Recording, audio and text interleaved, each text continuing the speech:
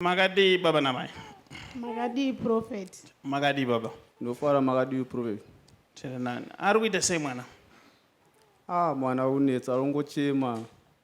Anongochema. Anongochema chiratidza kunge ari kurumwa but even ukangomvisa hembe uchida kuona kuti chii chamuruma hapana chinooneka. Otanga kuvhunduka. Zvataurwa nadhedhi ndizvozvo, mwana anongochema kutenga arumwe ne.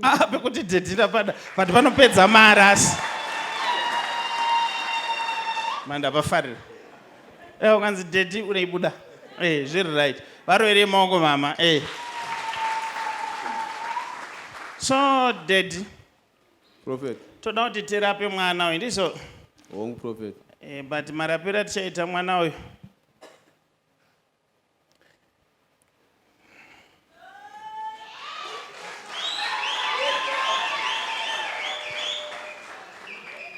Panoda kuti mungono tichagarawo munyu wemagodo. This time doshandisa salt yemagodo chaiyo.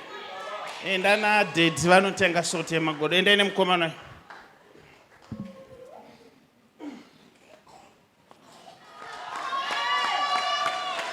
Aiwa, ndazofunga chidzokai dhedhi. Dzokai. Hatichada yemagodo.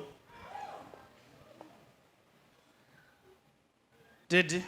Prophet. Zvandakuita panapa ka? Imi hamupo. Maenda unotenga salt yemagodo. Okay, Prophet.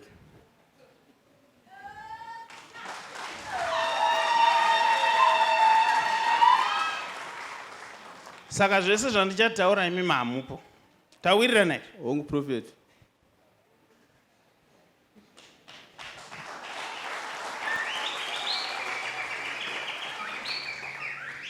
Ane mwedzi mungani mwana wenyu mama? Ane 6 months. Nyaya iri panapa ndeyekuti mwana wenyu ari kuchema nekuti ari mudzinza risiri rake. Saka ndamboda hangu kuti ndizvitaure vasipo, but ndaona kuti still chero ndikachitaura vasipo zvichangogadzirisika bhozi mwana haazi mudzinza rake.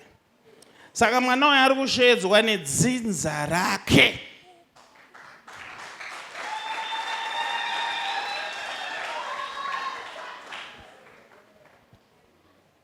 Imimi mama kana maita nharo ndinogona kuofai mari yekuti muende for DNA ndobhadhara. But kana tikuda kubatsira mwana uyu, nyaya iripo ndeyekuti mwana uyu haazi wemudzinza. Imimi baba hamupo, muri kusouti.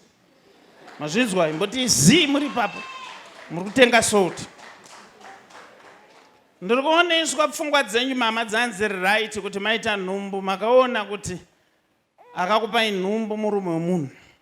Akakuti uyaipa barika mubva maona kuti hazviite. Hongu.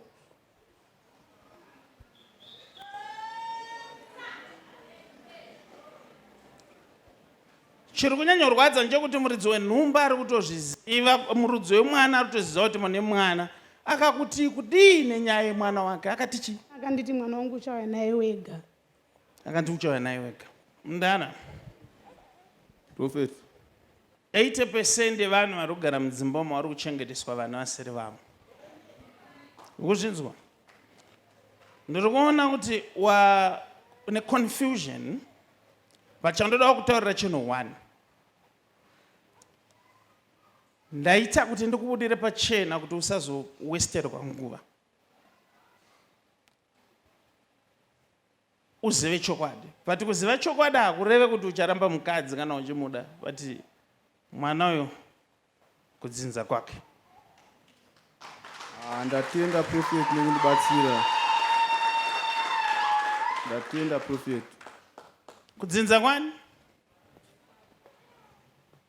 Ndi Mutenhesanwa.